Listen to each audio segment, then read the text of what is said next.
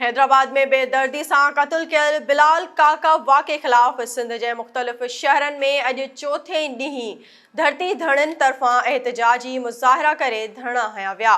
SS news जे नुमाइंदनि मूजिबि हैदराबाद में अफ़गानी पठाणनि हथां क़त्ल कयल नौजवान बिलाल काका जे खून सां इंसाफ़ लाइ नौशेरो फ़िरोज़ में वकील बिरादरी तरफ़ां शौकत ॿोहियो, कादिर ख़ान ज़ादा,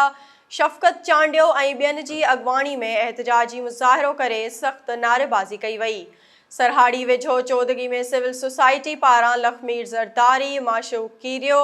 अब्बास मक्सी, रशीद जलबाणी, संजर ज़रदारी, कलीम डाहिरी, ज़मार आसिफ ज़रदारी, मोहब्बत ज़रदारी ऐं ॿियनि जी अॻवाणी में बिलाल काका जे नाहक क़त्ल ख़िलाफ़ सरहाड़ी, नवाबशाह, शहदादपुर ऐं शाहपुर चाकर रोड ते रुकावटूं विझी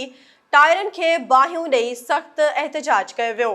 पडीदन में बिलाल काका जे क़त्ल ऐं धारी आबादकारी ख़िलाफ़ जस्कम, क़ौमी अवामी तहरीक, शहीद भुट्टो, सियासी समाजी तंज़ीमुनि, सिविल सोसाइटी ऐं शहरियुनि अल्ताफ़ अंसारी, सचल राजपर, साजिद राजपर, आज़ाद सारंग, राजा रफ़ीक ऐं अब्दुल सत्तार भट्टी जी अॻवाणी में नुसरत केनाल पुल खां रेलवे फाटक ताईं एहतिजाजी रैली कढी सख़्त नारेबाज़ी कई वई। काज़ी अहमद में GS क़ौमी महाज़ पारां ख़ैर मोहम्मद सियाल, फ़कीर साजन कुम्हर, सजाद उन्नड़ ऐं ॿियनि जी अॻवाणी में नाज़ महल होटल खां तालका प्रेस क्लब ताईं एहतिजाजी रैली कढी मुज़ाहिरो करे सख़्त नारेबाज़ी कई वई।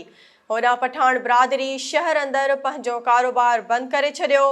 ठरी मीरवा में जस्कम लायर्स फोरम सिंध जे सदर राजा अल्ताफ़ शर, जस्कब जे हाजन गुल शर, आबिद शर, अमीरदाद शर ऐं ॿियनि जी अॻवाणी में नाका चौक खां प्रेस क्लब ताईं एहतिजाजी रैली कढी मुज़ाहिरो कयो वियो।